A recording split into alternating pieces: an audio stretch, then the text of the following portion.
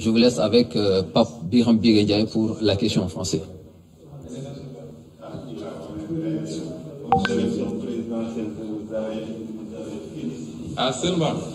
Alors, nous sommes avec M. Ousmane Sonko, président du parti PASTEF. Alors, vous venez d'avoir un entretien avec le chef de l'État. Dans un contexte marqué par la propagation du Covid-19, le président de la République a pris d'importantes mesures allant dans le sens de lutter efficacement contre ce Covid-19. Dites-nous comment avez-vous apprécié cette initiative du président de la République d'associer toutes les forces vives de la nation à la réflexion, notamment à la classe politique, l'opposition dont vous faites partie? Oui, nous sommes venus répondre à cette invitation parce que nous considérons que les moments que nous vivons sont particulièrement graves et qu'ils doivent appeler de chacun de nous au sens de la responsabilité et surtout du dépassement par rapport aux convictions que chacun d'entre nous peut avoir. L'État a la prérogative et la priorité de la gestion de cette crise. Mais c'est une crise qui interpelle tous les Sénégalais, tous les citoyens. Ce n'est pas une crise qui interpelle seulement l'État et les plus autorités qui sont à sa tête, notamment le président Macky Sall, mais c'est une crise qui interpelle tous les citoyens sénégalais. Et donc, nous avons considéré, nous n'avons pas attendu cette audience pour donner notre point de vue et apprécier toutes les mesures qui avaient été prises jusque-là et considérer que c'est des mesures qui allaient dans le bon sens. C'était les mesures qu'il fallait prendre. Alors, notre seule présence ici suffit à démontrer que l'heure est grave, je crois. Et c'est pourquoi nous continuerons à lancer un appel aux Sénégalais à rester vigilants et concentrés et surtout à suivre strictement les consignes qui ont été données. Strictement parce que c'est des consignes qui sont données pour leur bien. Il s'agit de sauver des vies.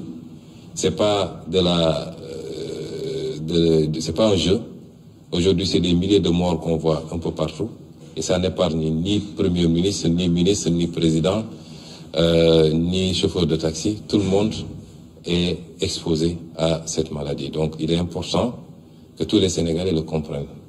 Au-delà, nous avons écouté. Nous étions venus avec beaucoup de questions. Parce que jusqu'à présent, on était dans des mesures d'ordre sanitaire.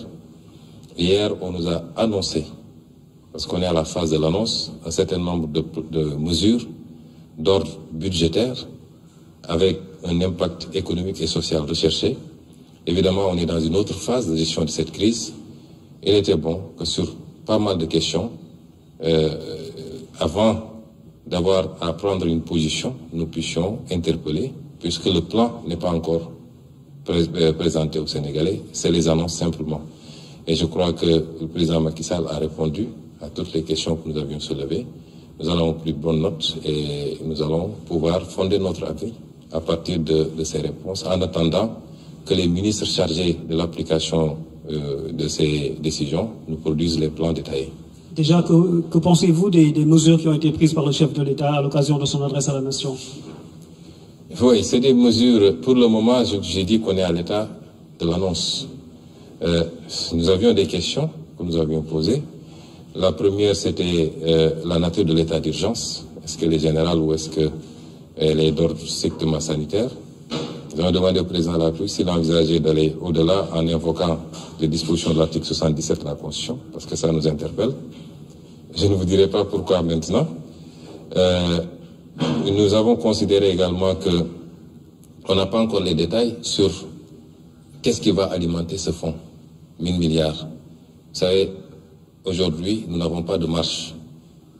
La Banque centrale européenne a dégagé une enveloppe de 750 milliards d'euros. Le Fed aux États-Unis a dégagé une enveloppe de 500 milliards, mais la BCEAO ne peut pas dégager d'enveloppe parce que nous avons une contrainte liée à notre monnaie, simplement.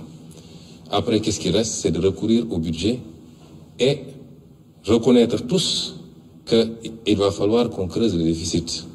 Il faut recourir au FMI, droit de tirage spéciaux. Peut-être on a 150 milliards à tirer là-bas, peut-être la Banque mondiale. Mais ensuite, il faut réorganiser notre budget. Mais nous voulons voir tous ces détails. Il faut de l'argent pour gagner une guerre. Il faut chercher cet argent.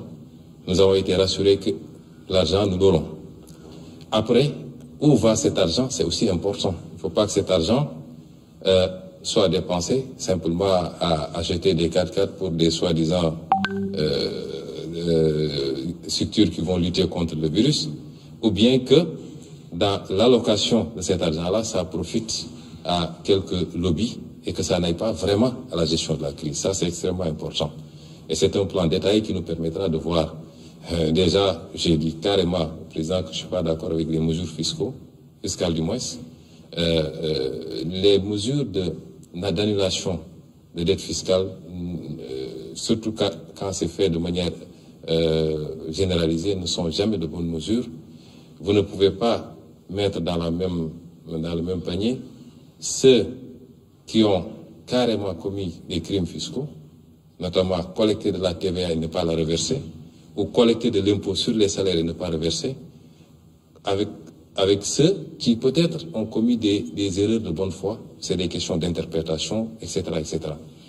Mais nous avons considéré qu'il est plus pertinent de demander simplement un moratoire, de repousser le paiement de ces dettes fiscaux, puisque nous-mêmes, d'après ce qui m'a été, nous avons demandé aux bailleurs de nous octroyer un délai pour le paiement de notre dette, plutôt que de procéder à l'annulation d'une dette, pour que ça aille simplement dans des poches et non pas dans la lutte réellement contre la pandémie ou la relance de l'économie. Ça, c'est les problématiques que nous avons posées. Nous avons considéré que les 50 milliards alloués aux mesures sociales nous semblent assez peu. Notamment, si vous avez une enveloppe de 1000 milliards, vous connaissez la situation du pays. Je crois qu'il faut envisager mettre un peu plus. Nous n'avons pas entendu de mesures pour les salariés, par exemple, également. Il n'est pas question pour nous de dire, oui, les gens ne vont pas payer ceci ou cela. Il y a beaucoup de choses qui se disent, on ne paye pas le loyer, on ne paye pas l'eau, on ne paye pas l'électricité. On n'est pas à ça, puisqu'on n'a pas prononcé une mesure de confinement. Les gens peuvent continuer plus ou moins à vaquer à leur occupation, mais il faut envisager des mesures pour accompagner ces pans, parce que beaucoup de gens dépendent de ces salariés. Et nous avons également abordé des préoccupations, toujours par rapport à l'utilisation de cette enveloppe et surtout au contrôle de cette enveloppe. D'où la pertinence de la question sur le recours à l'article 77 de la Constitution. Nous considérons qu'il faut absolument, évidemment, nous sommes en crise, ça justifie cette solidarité et qu'on mobilise les fonds, mais en aucun cas, il ne faudrait qu'un seul franc destiné à ce combat se retrouve ailleurs que de droit. Et ça, c'est extrêmement important. Et c'est une gestion transparente et rigoureuse qui nous le permettrait. Nous ne voudrons pas que la crise serve à justifier un certain nombre de comportements et que l'argent qui a été mobilisé et qui sera dans tous les cas payé par les Sénégalais. Il faudra un effort national, un sacrifice pour que cet argent-là soit payé par les Sénégalais. Il ne faut pas que cet argent-là se retrouve ailleurs que dans la lutte contre le virus, mais également dans la relance de l'économie qui sera impactée par cela et surtout dans les mesures d'appui sociaux. Ousmane Sonko nga ñëwoon tey wuy si woote jiitu réew mi ñeel xeex bi nga xam ni